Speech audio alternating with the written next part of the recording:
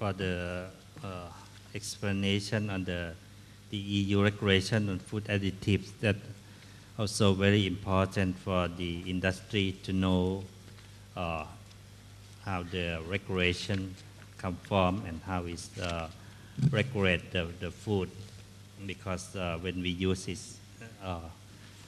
then the product will be controlled by the law and also have to be inspected for the food additives. So we may leave the question later on after Dr. Claudia present on the risk assessment of food additives. After that, we may have 2 or 3 questions before the break on food additives. So, Dr. Claudia, next she will make the presentation on the risk assessment of food additives. So I give the floor to Dr. Claudia, please. Okay, thank you very much. And here I am again. So, well, I have a good news, is that Gudrun already introduced many concepts for the first part of my talk. So then probably we can go earlier to have a coffee or the tea break. So this is really good. Let's go and let's take a look on the food additives. I know that this is after lunch is a bit hard. So let's try to put all the energy to go for the coffee first. The definition, we know what is a food additive: substances not normally consumed but added with a particular purpose. This is just what Gudrun has already introduced. We have the different directives. We know what is a directive, and now it becomes into a regulation. We harmonize, so we are totally in line with the Commission, so we can be happy also. We have the 11-11-11, so the Commission Regulation 1129 of 2011, adopted on the 11th of November 2011. This one is the Union list of food additives. We have a single list. And the date of application is the 1st of June, last 1st of June.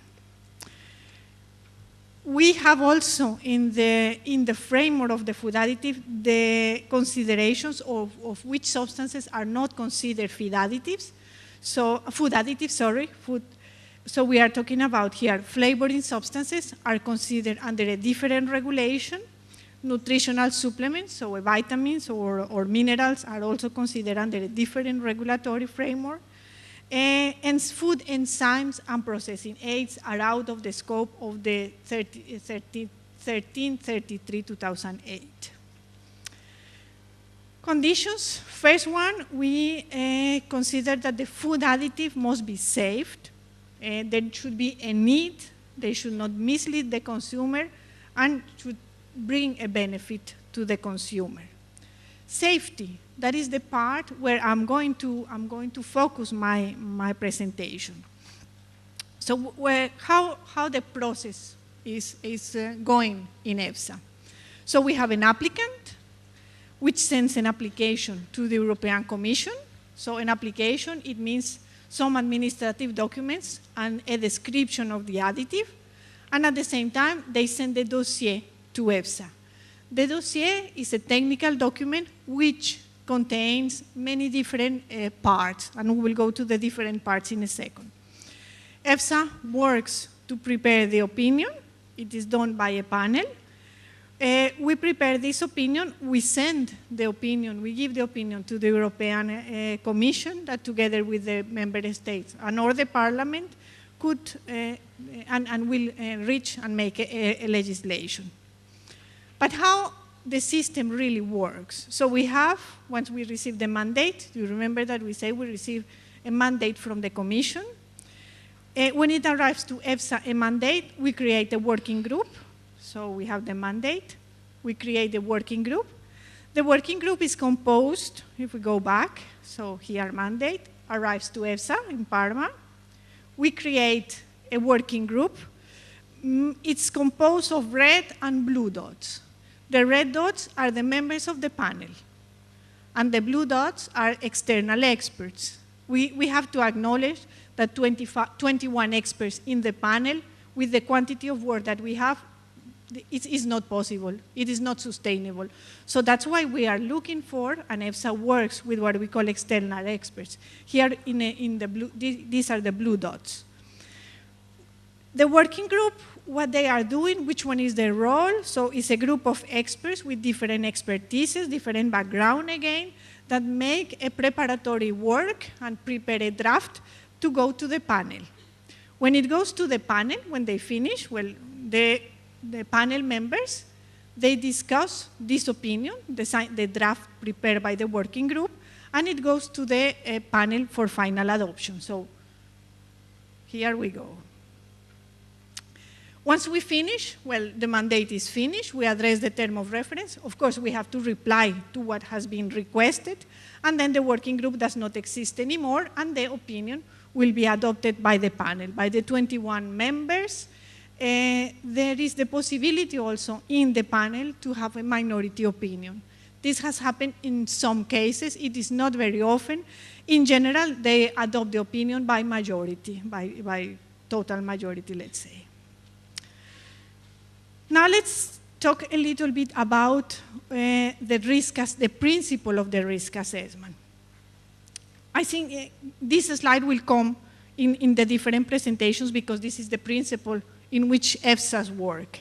So I think that there is the first step that we need to do here is to characterize exactly what is a hazard and what is a risk. Is it clear for all what is a hazard and what is a risk? How are the faces here? Let's consider, here I have many hazards. This is a hazard. This one could be a hazard. Why a hazard? Because if I am shaking, I will let it fall this on my foot. I will be hurt, so it will be a hazard. If he's making me nervous, it could be a hazard for my neighbor or for the commission. So hazards, we have hazards everywhere. If you give me a car here, it's a hazard. It becomes a huge risk if I start driving because I will drive on the other side of the road. So we have to make this huge difference. So in between the hazard and the risk for him to receive this, there is some what we call exposure, some probabilities. So the probability that I put this on his head is because he just decided not to let me talk. I prepared this a lot since weeks, so I like to talk. So we have to make the difference between a hazard. We have all hazards at home. A hammer could be a hazard. We have just to consider the probability that this hazard become a risk and become a risk to a particular population. So more or less, this is what we are doing in EFSA, but it's not with a glass or with a bottle of water, but it's with additives, food additives or GMOs or whatever product, or even a contaminant. So we have here the hazard. A hazard we identify, in this case, is a food additive. We characterize the hazard through a series of toxicological studies. We characterize the exposure, so through the levels in the food, through the intake, through the dietary exposure or intake, through the food consumption, through the different food groups. So we can say that if we compare the exposure between an adult and children, they are different. Different body weight, different mass, so different exposure, quantities. So all of this should be considered. Also the time trends is maybe for certain products, the time that we are going to be exposed is very short, while for others we will expose during longer periods.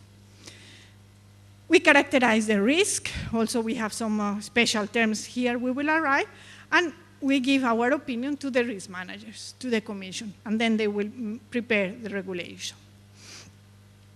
As Gudrun said, we have a series of guidance. Well, the regulation has guidelines, so those are legally binding documents.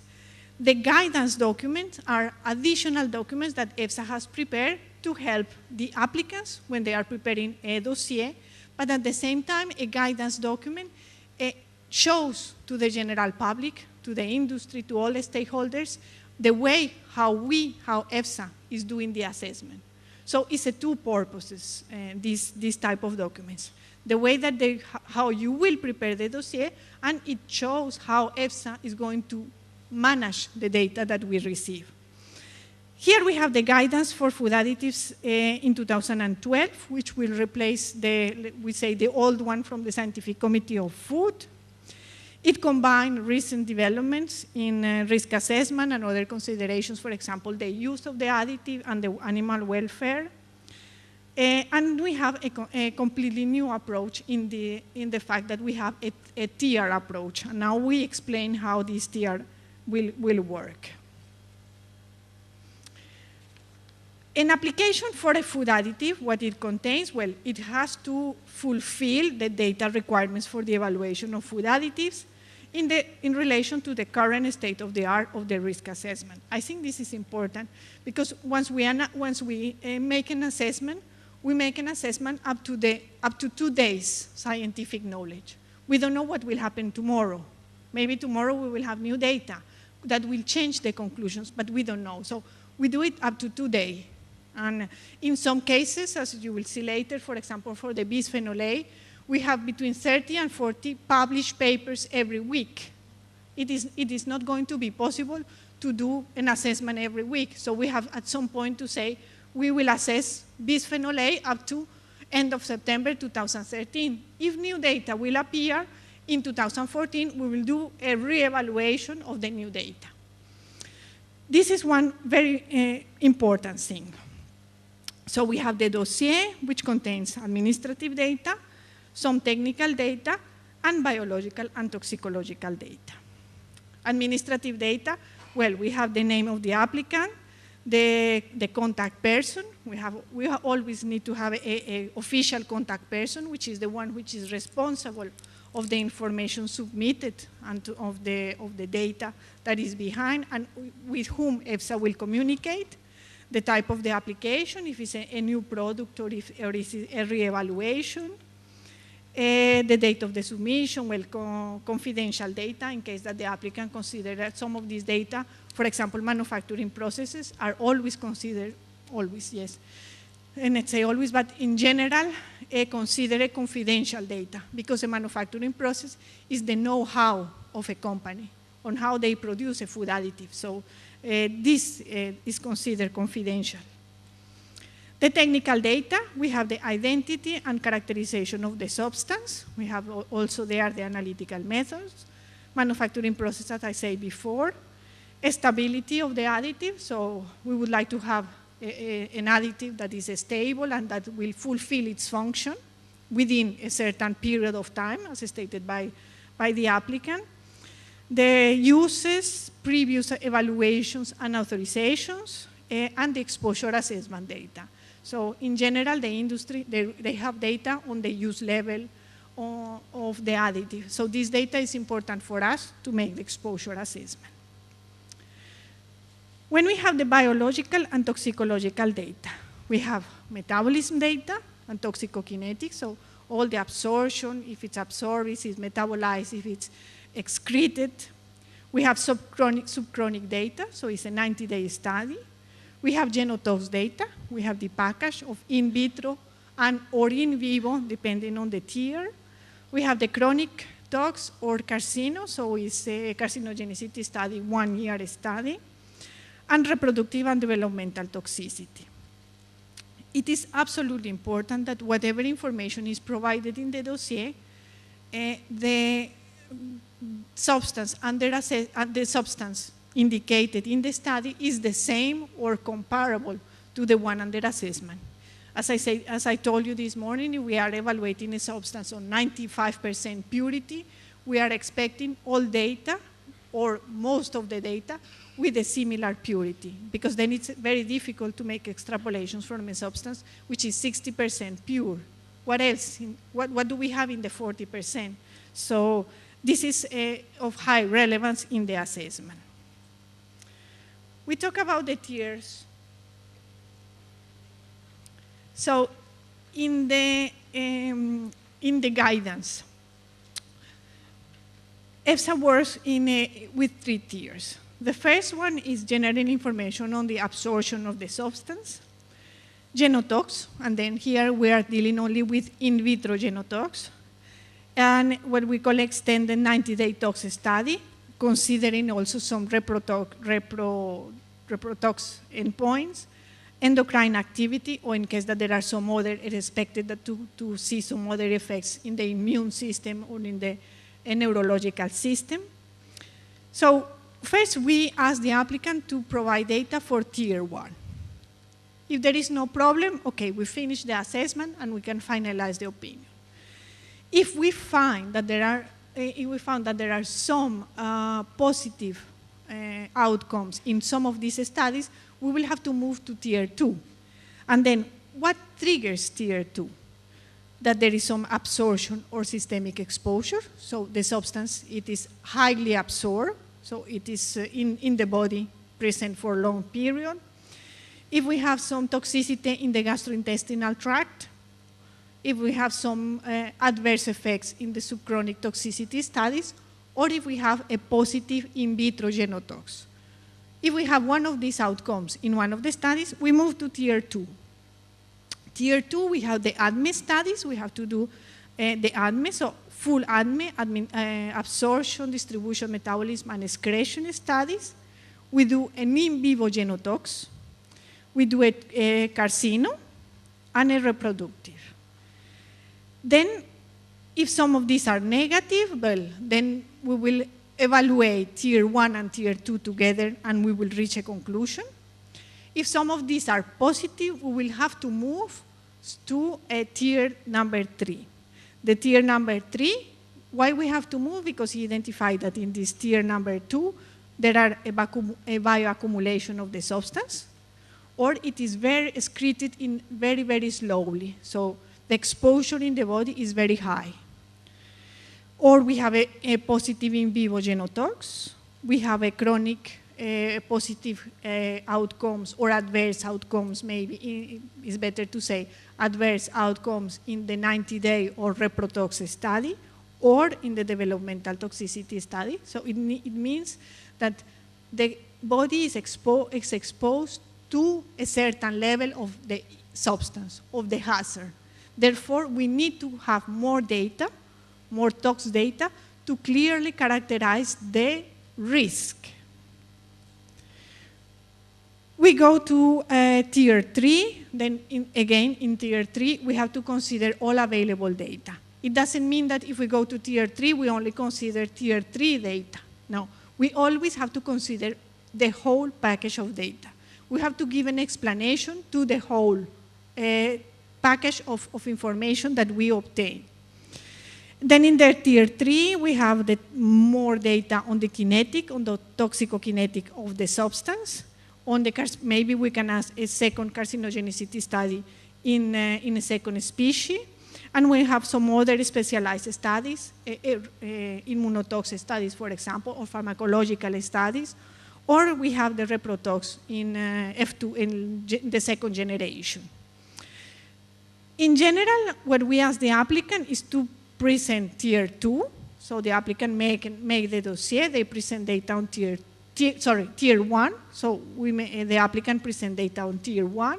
If there is no effect, so then they submit the data to EFSA. EFSA will reanalyze the information submitted by the applicant. It doesn't mean that if the applicant considers that there is no risk, EFSA will just say, okay, finish, we believe.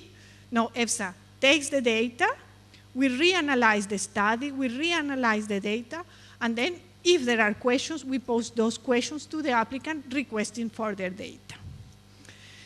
It is sometimes I think that it's difficult for people to understand how this can be done, how we can identify a problem just seeing the data.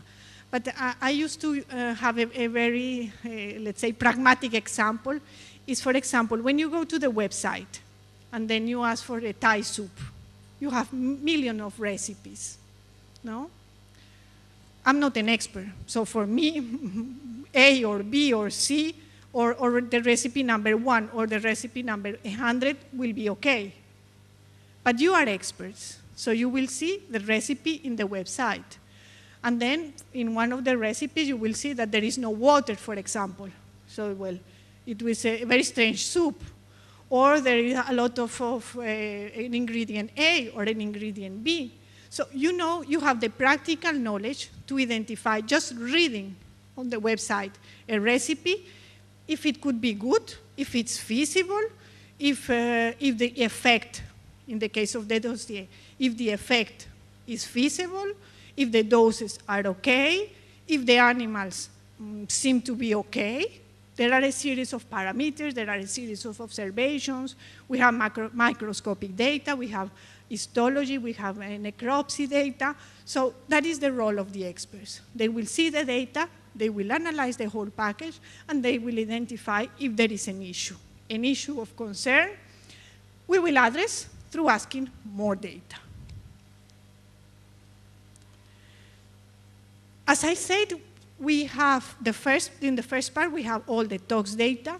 We have to match this data together with the intake or exposure data, and there are different types of data on exposure. We used to use a lot of data from the SCOOP. Now we have some other methods. Now one of the most used is the maximum permitted level approach, where we will identify the maximum levels, and we make a simulation of how much a person will be exposed to a certain substance through these maximum permitted levels. In the exposure assessment, it is important also the occurrence data. So how much we use, the typical consumption information, so we eat the product every day, we eat the product several times in our life. All of this information help us to figure out which one will be the exposure. When we talk about food additives, the reevaluation of the food additives, we have to do this procedure of evaluating exposure, hazard, and we have now different dates and different deadlines to do this. Why we are evaluating, why we are reevaluating data. So we establish some priority criteria, and why we say there is one priority more than the other, because for some of the food additives, the evaluation has been done many years ago, or they have been done at the member state level, because it was through a specific directive, or in some cases, it has not been really done a full risk assessment. So we have different parameters to consider the different priorities, and then we move forward to make all the process that I already explained. This morning, I also have a question regarding the source of the data. And then we have the source of the data. It can come from the applicant, from the dossier. It can come from scientific published literature.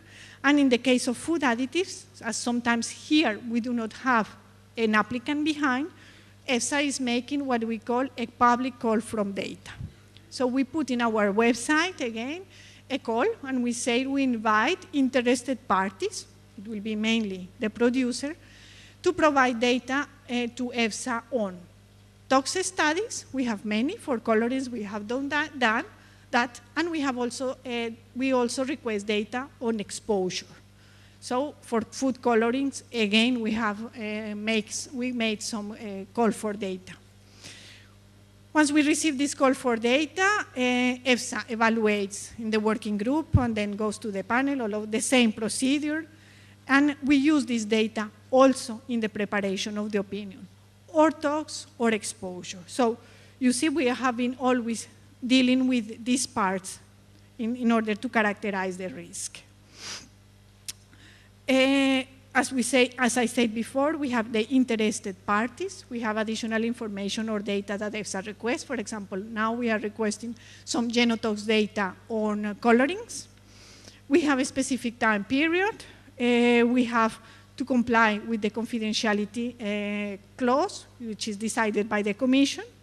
And then if there is no data and we cannot reach, EFSA cannot reach a conclusion, the additive, then we cannot give a positive output, a positive opinion, then it's up to the Commission to take a decision on how to manage these specific cases. The information that we have sought, as I say, toxicological, human exposure, And then in few cases, we have also been requested to have the original dossier because some of these food additives have been reevaluated by JECFA. We have, or we all have, access to the, let's say, summary report or the opinion from JECFA, but the experts would like to see the raw data. So we ask also in this public call for data for the raw data. We always request the raw data.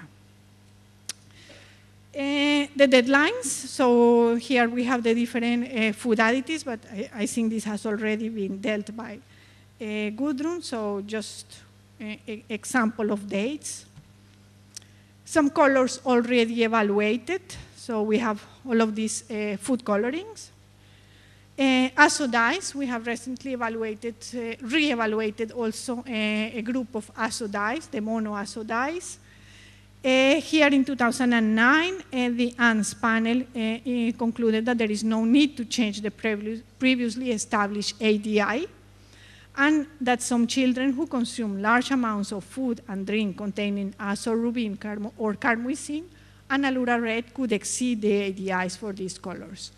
So this is the opinion of 2009. This year in April, the ANS panel adopted a new opinion on Alura red and other mono ASO dyes, in which we requested the applicants or the industry to have an additional in vivo genotox study in the form of a COMET assay, fulfilling the request of the scientific committee guidance on how to prepare a COMET assay. So, as I said, in 2009, we concluded with the data that we have. Since 2009 until now, we have new data that could lead us to think that we need to reevaluate the information that is already there. In the case of the mono ASO dyes, we will have this new COMET assay for the 5 mono ASO dyes, and at the same time, we are looking for occurrence data. So we will have the possibility again to link tox and exposure. We have many different challenges. First of all, the quantity of work is appreciable, let's say. In the case of some food additives, we don't have a dossier. We have to consider the scientific information and the data that could be very different in terms of quantity and level of detail. In the call for data, we have all type of replies. We have sometimes the full dossier for the case of the aspartame, and in some other cases, we have zero information in the call for data. In general, the consequence is that we have really data gaps for many of the food additives. So this is the framework in which we work. I'm going to give you some insight on the panels, on the two panels that are, one is dealing with food additives and the other panel is dealing with flavorings and enzymes. But I think it's important for you to have the whole picture of the situation. ANS panel, different nationalities, 21 members, you have there the mandate of the ANS panel. It deals with questions on the safety of food additives, nutrient sources, and other substances deliberately added to food, except flavorings and enzymes, which goes to the other panel, which is the CEF panel, sorry. The ANS panel is evaluating food additives and the re-evaluations, the nutritional sources, and other substances intentionally added to food, for example, the botanicals.